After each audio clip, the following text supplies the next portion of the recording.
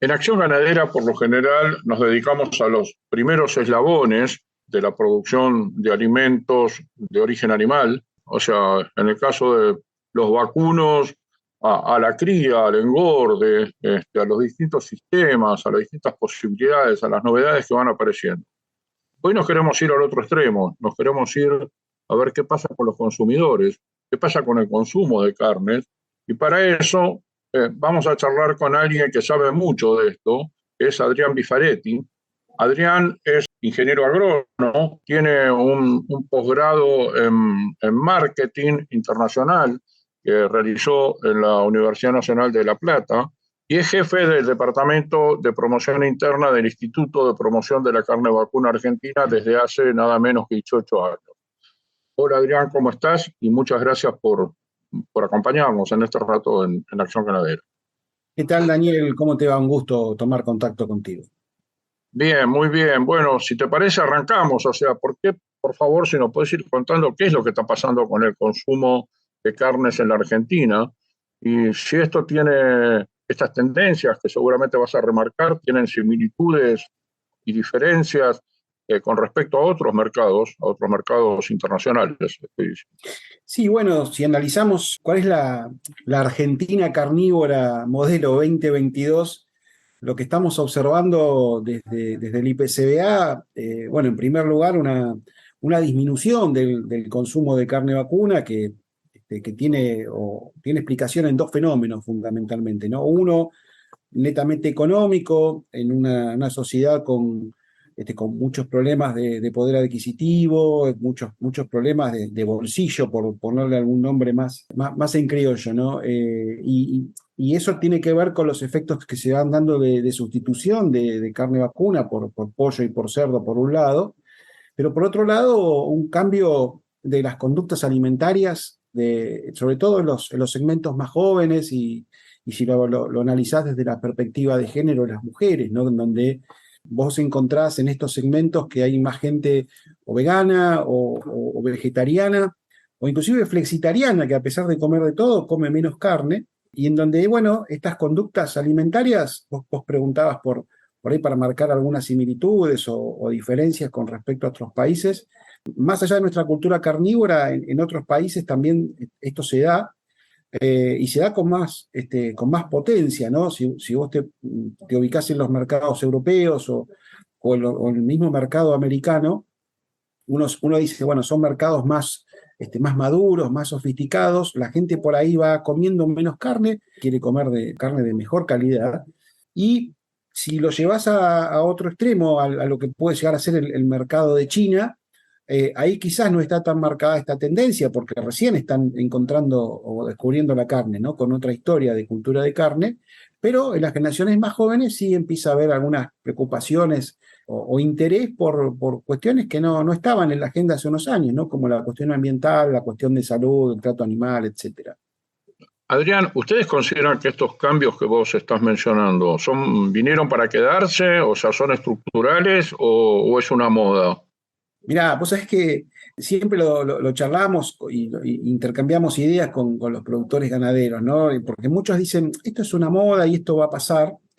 Y en realidad los estudios de mercado que venimos llevando adelante desde el IPCBA nos indican todo lo contrario, ¿no? Es decir, esto es un cambio estructural en las tendencias, como decía, sobre todo en los más jóvenes. Quizás empiece como una moda, una chica adolescente dice, bueno, yo quiero ser vegana porque mi amiga se hizo vegana, o yo quiero ser vegana o vegetariana porque, bueno, porque me interesa salvar al planeta, para poner una frase extrema, ¿no?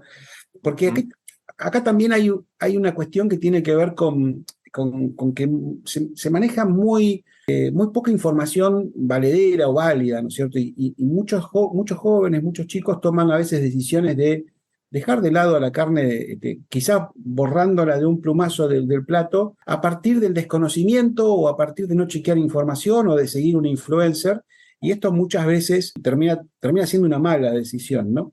Pero lamentablemente no lo vemos como una moda, lo vemos como un cambio de estilo de vida o un cambio de conducta que tiene que ver con cuestiones éticas o morales, pero que muchas veces tiene su origen en una mala información o una falsa creencia por parte de los consumidores, ¿no?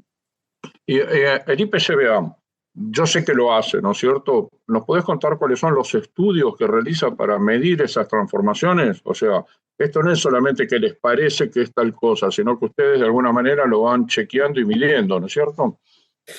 Claro, mirá, por suerte el instituto ha mantenido a lo largo de todos estos años, desde su creación, desde el año 2004, ha mantenido una política de conocer al consumidor, ¿no es cierto?, con varios estudios de mercado. Y hoy te diría que existen pocos antecedentes donde uno pueda decir el abordaje del consumidor es casi 360 grados, ¿no?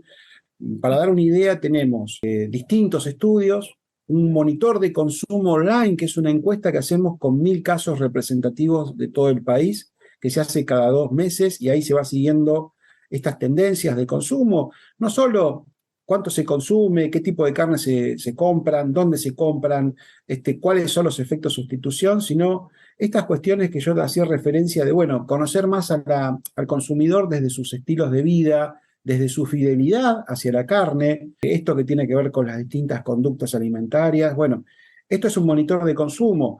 Trabajamos también con focus groups, ¿sí? Para conocer qué hay en el imaginario de la generación centennial y los millennials, que son, como te decía, aquellos que más se van volcando a un consumo con menos carne en la dieta.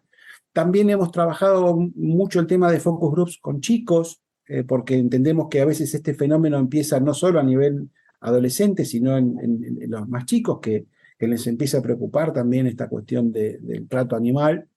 Después hacemos un monitoreo y un seguimiento permanente de las conversaciones en redes sociales, el social listening, ¿sí?, que se le conoce. Bueno, esto nos permite ir viendo cuáles son los temas de conversación, cuál es el volumen de temas que tienen más trascendencia.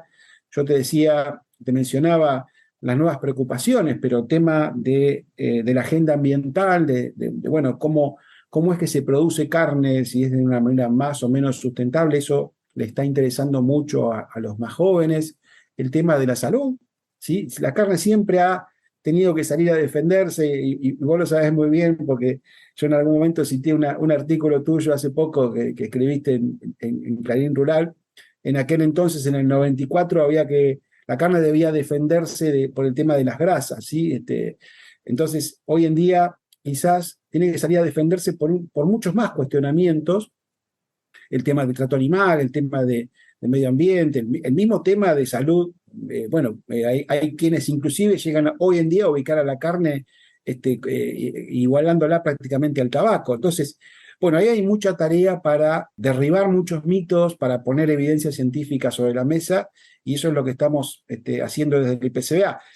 Y Sintetizando, es un abordaje 360 grados que nos permite entender al consumidor en su entorno natural, ¿no? Y que muchas veces este entorno es redes sociales.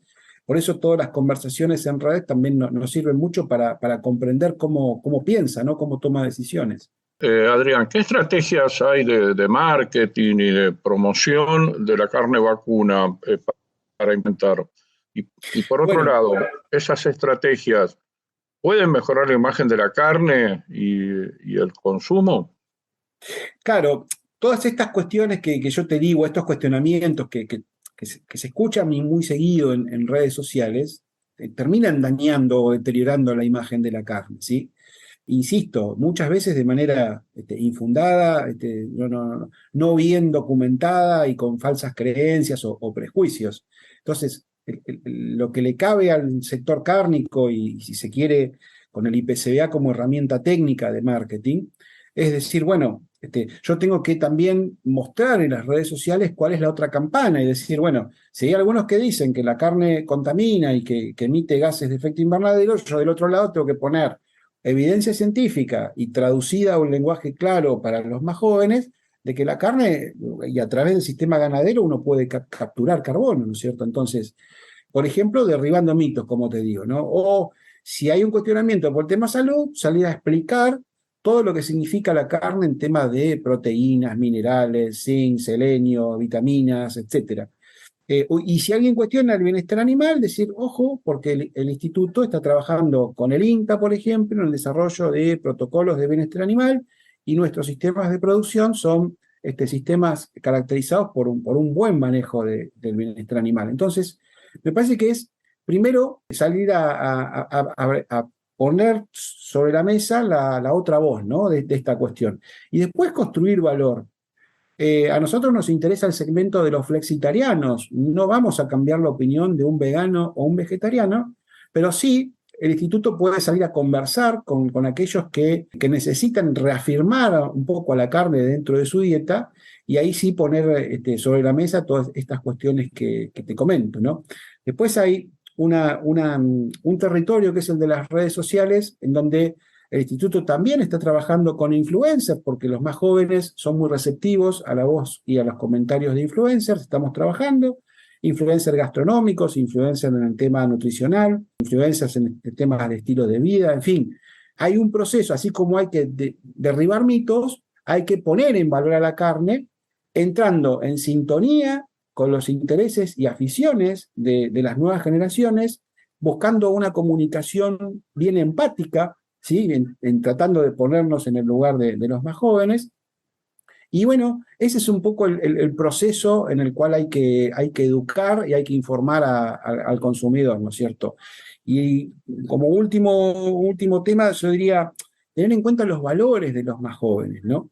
Ya no sirve hoy el tema de los mandatos o aquello que había como un camino de vida preestablecido. Hoy hay que manejar cuestiones como la inclusión, la diversidad, en fin, que son los valores de los jóvenes y hay que tenerlos en cuenta en estas comunicaciones, ¿no?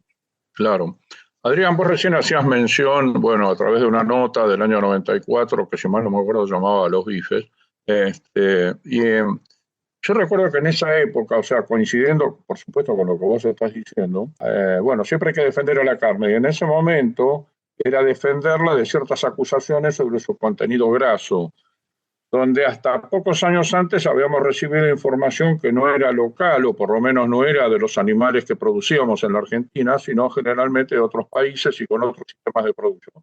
Por ejemplo, los famosos feedlot americanos. Bueno, eso llevó a todo un trabajo, tanto del sector de la producción como de los cardiólogos argentinos y de los médicos, para poder revertir. Yo me acuerdo de una especialista del INTA, Pilar García, que vos recordás mejor que yo, que trabajó mucho en eso y demás. Bien, eso, entre comillas, se superó.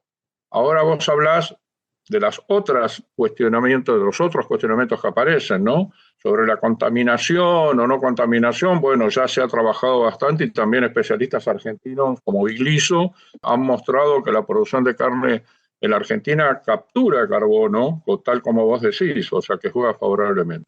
Se podrá, ya lo mencionaste, pero se podrá derribar también, o más que derribarse, aparecen argumentos ligados a la salud que contrarrestan algunos conceptos que a veces no están tan fundamentados. O sea, ¿es todo malo para la salud de un ser humano consumir carne bovina o tiene sus beneficios? No, nosotros siempre vamos por el equilibrio, es la palabra clave, ¿no? Comer en el marco de una dieta ordenada y balanceada te da protagonismo a la carne frente a otros ingredientes o otros productos, ¿no? Y entendemos que ese equilibrio es el que va a tomar el público flexitariano, que es el que busca eso, ¿no es cierto? Sin ir a una conducta extrema, se puede defender, entre comillas, o poner en valor a la carne, resaltando estas cuestiones, ¿no? Es decir, bueno, no vas a encontrar en productos de origen vegetal vitamina B12, por ejemplo. Entonces, contempla un equilibrio donde la carne vacuna tiene que estar.